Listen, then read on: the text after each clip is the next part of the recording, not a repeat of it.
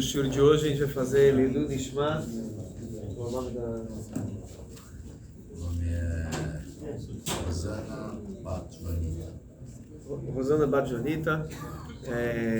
Tem Nishma, que é a Nishma tem uma aliá, Tzura Betzura Chaim. Eu queria começar. Parashá Be'alotcha tem muitos temas diversos, mas eu vou começar pelo final. E sabiamente depois foca no começo da Parashá. Porque tem um trecho, um dos mais dramáticos em toda a Torá, aparece nessa Parashá e tem um ensinamento muito prático e relevante para o nosso dia a dia. No final da Parashá conta como o povo ele viajou depois de estar um ano aos pés do Monte Sinai após a entrega da Torá, estava estudando a Torá. Nessa viagem o povo começou a reclamar. O povo chorou para Moshe Rabbeinu, começou a reclamar também entre as próprias famílias e eles começaram a falar: Miachelenu Bassar, quem vai nos dar de comer carne?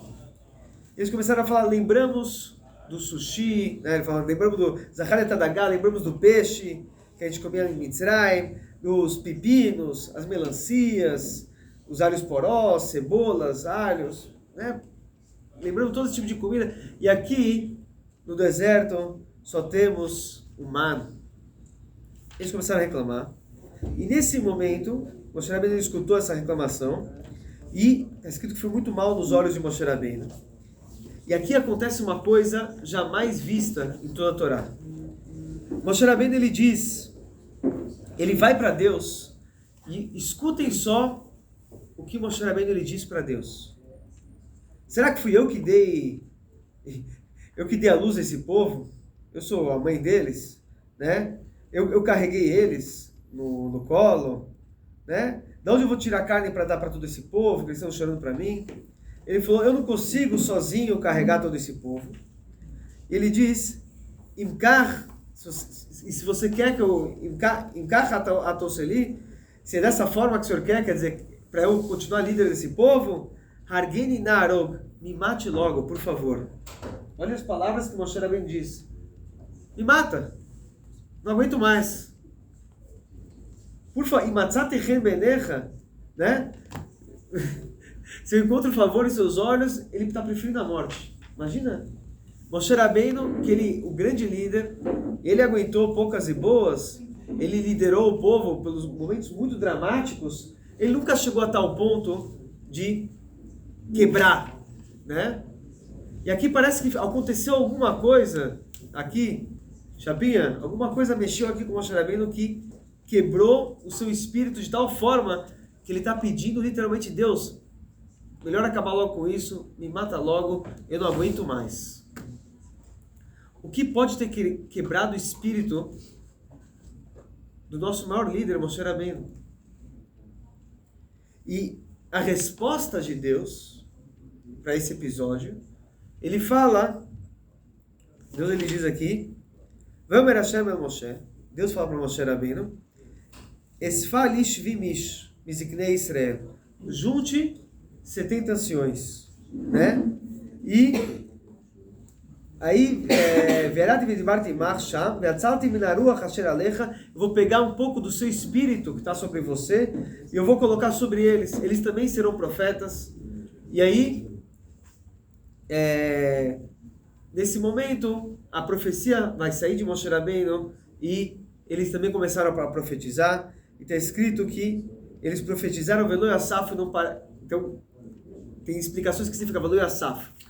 Não pararam de profetizar, ou pararam somente profetizaram naquele dia. Urashi, para interpretar esse episódio, Urashi fala o seguinte. Urashi diz que Moshe Rabbeinu estava falando: eu estou sozinho carregando esse povo, preciso dividir o peso com mais alguém. Então 70 anciões é a resposta. Ele falou: eu sozinho não consigo carregar, é muita coisa. Imagina, que a famosa...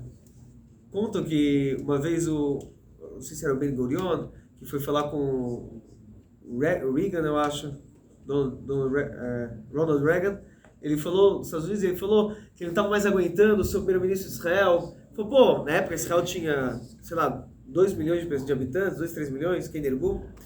E ele falou, aqui na época os Estados Unidos tinha 200, hoje tem 300, né? Ele falou, você tá achando difícil liderar Israel? Quando você tem 2 milhões de habitantes, os Estados Unidos tem 200 milhões. Ele falou, não, lá nos Estados Unidos você tem 200 milhões de habitantes. Israel tem 2 milhões de primeiros ministros. É outra coisa. É outra realidade. Mas então, carregar, né, então Moshe Rabbeinu está carregando 600 mil primeiros-ministros, não é fácil, todo mundo vem com problema.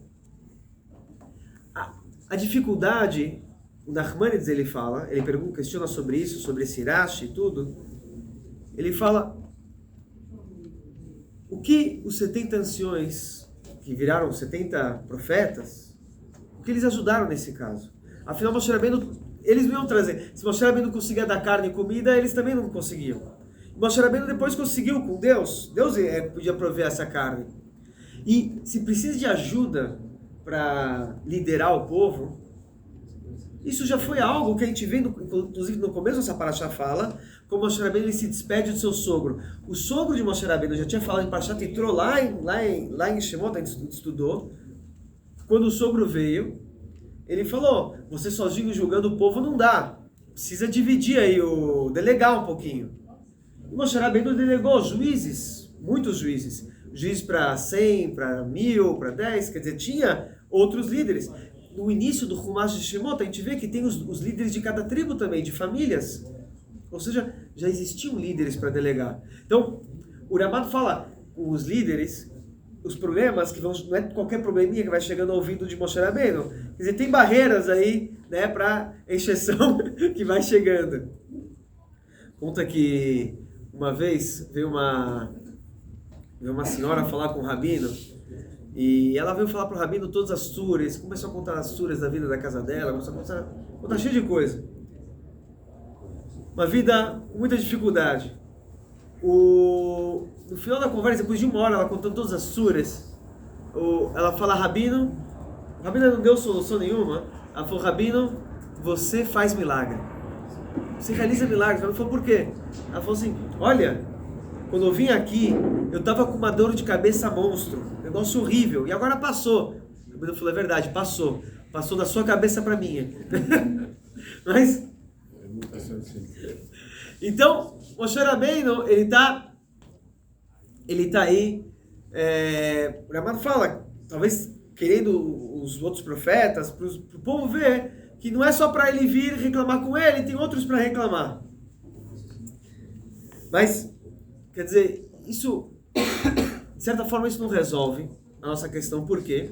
Porque tem uma opinião que diz que esses profetas, eles somente profetizaram por um dia. Foi somente naquele único dia que eles profetizaram. E, inclusive, Eldad e Medad, que também na mesma Mahané, que estavam profetizando no acampamento, depois, foi somente aquele dia. Depois, nunca mais. Velo e Asafo, eles nunca mais profetizaram. Então, como que isso resolveu? O povo viu que tinha profetas, quer dizer, mas uma vez só na vida eles profetizaram, e como que essa delegação de liderança, ou mostrar que existem outros profetas, para as pessoas irem falar com os outros, se foram somente naquele dia, como isso resolve o problema de Moshe Rabbeinu? E por que Moshe Rabbeinu ele queria, dessa vez, nesse problema, nessa dificuldade, ele literalmente pediu a morte? O que estava tão errado? Né? O povo já tinha pedido, logo que ele saiu do Egito, o povo tinha pedido por água. A água estava amarga. Lá, se lembra? No começo, logo no começo da saída do Egito, pegaram em Marima, a água estava amarga. E choraram para Moshe Rabbeinu. Aí depois pediram também por comida, aí caiu o mar, mas pediram por água, Moshe Rabbeinu bateu na pedra. Houveram várias reclamações. Moshe Rabbeinu sempre teve a manha de um líder como contornar a situação. Então, o que realmente quebrou o espírito de Moshe Rabbeinu, tem uma explicação do Rabino Jonathan Sachs, Alav Shalom. Ele fala o seguinte: vamos colocar o contexto da história. Quando que aconteceu isso? Isso aconteceu exatamente depois de 1 ano quando completou aquele ano que eles estavam aos pés do Monte Sinai e saíram em viagem após o Monte Sinai. Que ano foi esse? Esse foi o ano mais espetacular da história do mundo. É o ano que começou na saída do Egito, que eles viram as 10 pragas, abriu o mar, chegaram ao pé do Monte Sinai, estavam comendo o pão que caía do céu, bebendo a água do Rolling Stones, né? Daquela pedra que rolava, literalmente Rolling Stone, que era Ben Miriam, e escutaram a voz de Deus, viram divindade, receberam a Torá, passaram um ano inteiro estudando Torá.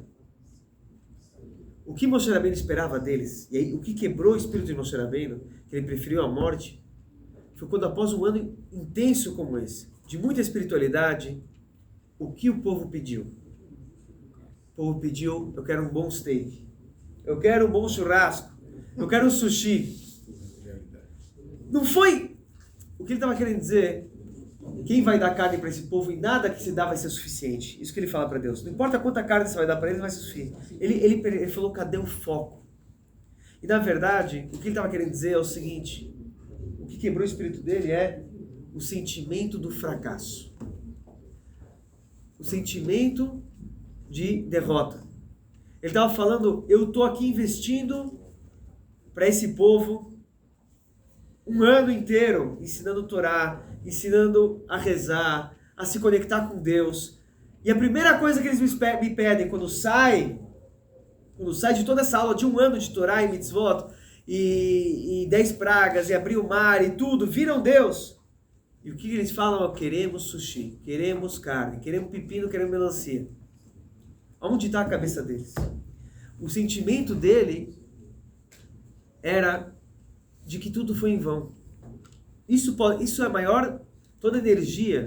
Ele passou 3 vezes, 40 dias e 40 noites sem comer, sem beber, falando com Deus, e rogando e rezando por esse povo. Ele falou, será que tudo que eu fiz é à toa?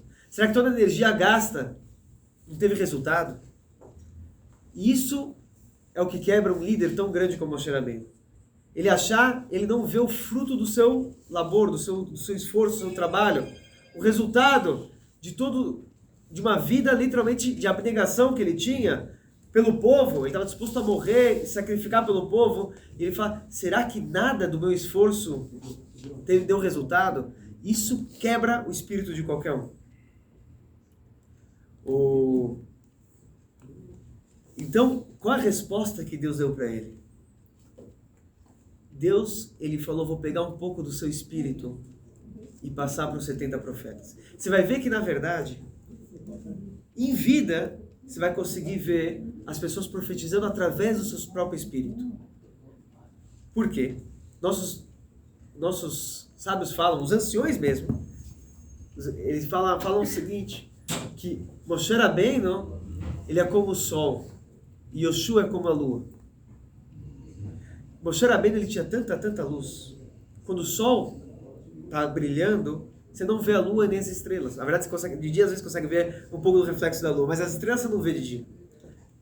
Você não consegue ver. Então, o espírito de Moshe Rabbeinu, ele brilhava muito forte e não tinha como as outras pessoas profetizarem enquanto Moshe Rabbeinu estava brilhando com o sol a pino.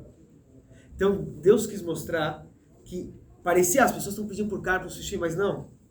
Então, ele acha que tudo que ele fez não foi em vão. Então, Deus deu a chance para ele ver em vida um pouco do resultado do seu trabalho. Grandes rabinos, 70 anciões, não somente sendo líderes, mas profetizando, ensinando o Torá, falando a palavra de Deus. Isso era através do espírito de Moshe Rabbeinu. Muitas vezes, isso aconteceu somente naquele dia para Moshe Rabbeinu entender que o que ele fez tem um impacto. Quando ele ia imaginar que mais de 3.500 anos depois, pessoas iam estar falando a Torá de Moshe Rabbeinu, as suas palavras aqui no Brasil.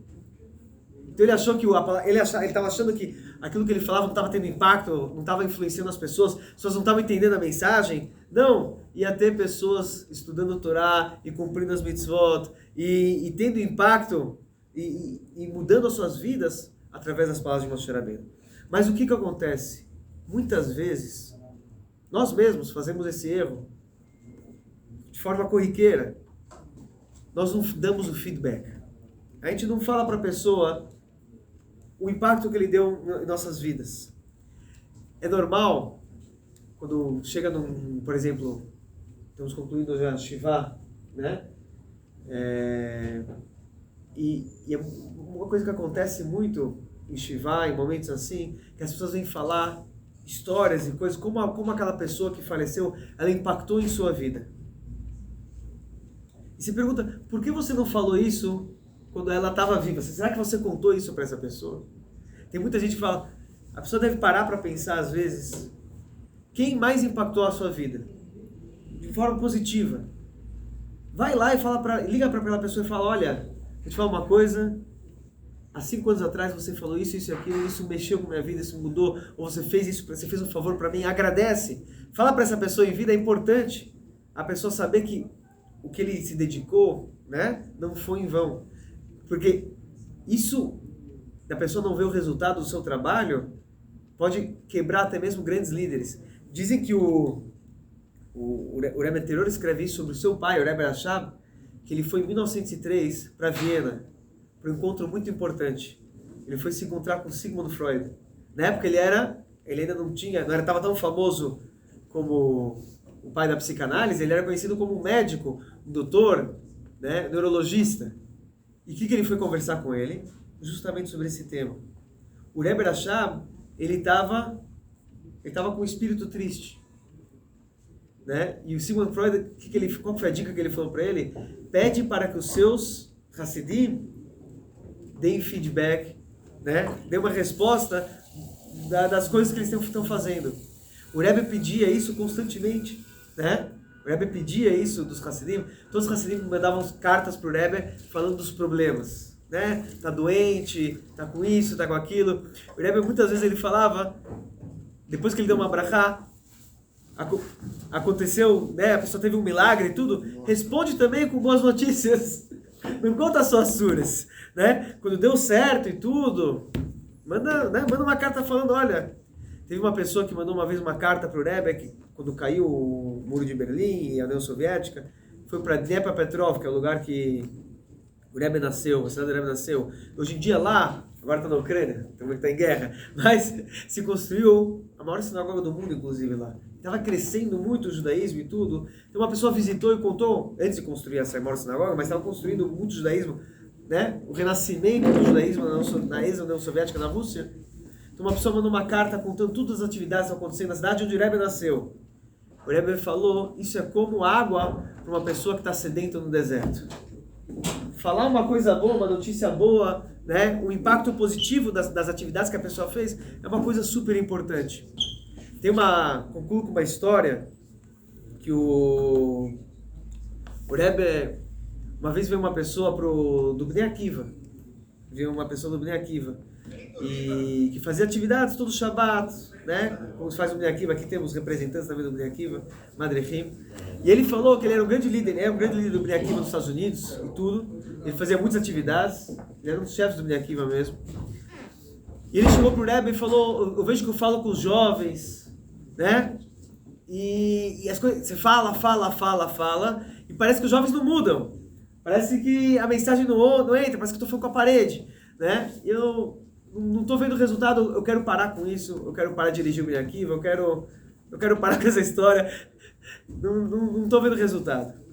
E o Rebbe falou para ele o seguinte, saiba que, né, não existe trabalho em vão. Tudo que você faz tem resultado, nada é jogado fora.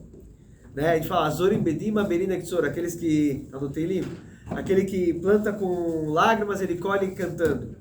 Mas, o Rebbe falou, para te dar um pouquinho de gosto, eu vou te falar uma coisa.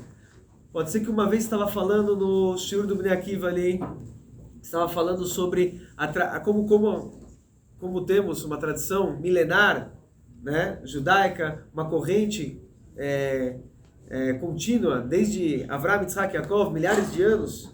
E se alguém é judeu aqui hoje, é porque várias e várias, dezenas de gerações passaram por grandes sacrifícios para chegar alguém aqui hoje como judeu. Muitas pessoas morreram literalmente na água e no fogo para estarmos aqui hoje. Você estava falando um shiur desse, falando dessa corrente quebrava por dezenas e dezenas de gerações. Então saiba disso, Rebbe, que estava passando um garoto pela janela, escutou essa frase. Ele nem estava lá dentro do shiur, mas ele estava lá de fora, passando pela janela e escutou isso daí. Ele prestou atenção. Muitos anos mais tarde, ele estava para casar com uma pessoa que não era da nossa religião. E quebrar essa corrente inquebrável. E já estava com data marcada do casamento. De repente ele começa a considerar e fala, eu, depois de centenas de gerações, milhares de anos, vou quebrar uma corrente de tanto tempo. E ele lembra que ele escutou uma frase assim. Ele não sabe aonde ele escutou, mas ele escutou uma frase assim. Ele decide cancelar esse casamento e buscar alguém da sua fé para casar. Então o Rebbe fala, até mesmo uma pessoa fora do seu shiur tem um impacto. E você quer saber se tem impacto as pessoas estão dentro do seu shiur te escutando? Saiba que tu sempre tem. Mas o ponto aqui é, com certeza, tudo que a gente faz tem resultado. E é importante também a gente reconhecer o resultado e passar para as pessoas que nos impactaram, passar essa mensagem para eles apreciarem e continuarem o belo trabalho que estão fazendo. Aí, o mesmo de hoje, dia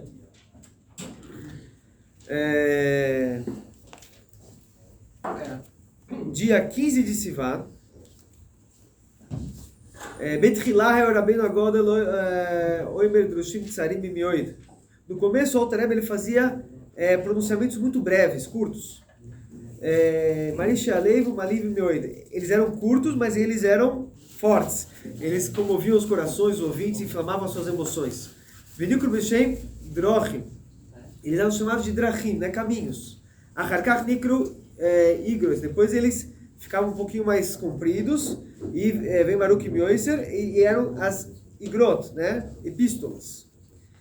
Acharkach Ishtalshel Shenikru Toires. Depois eles começou ainda a aumentar mais os discursos que eram Torot, doutrinas, ensinamentos. Vem Shorsh Adrush Betoror. Isso, na verdade, são as fontes, né? A base dos ensinamentos Mamarim que estão no livro Torah Or e Likutei Torah do Alter Rebbe. Acharkach Haruk Mead Yosef. E depois ainda ficaram um discurso mais longos ainda um pouquinho. Venikru Beshem Tovim. E eles viraram os escritos, os Ktavim do Alter Rebbe. Vem Beveru Yasog Rechov Lifierech. E eles já eram bem mais extensos, de acordo com a capacidade intelectual para a gente compreendê-los.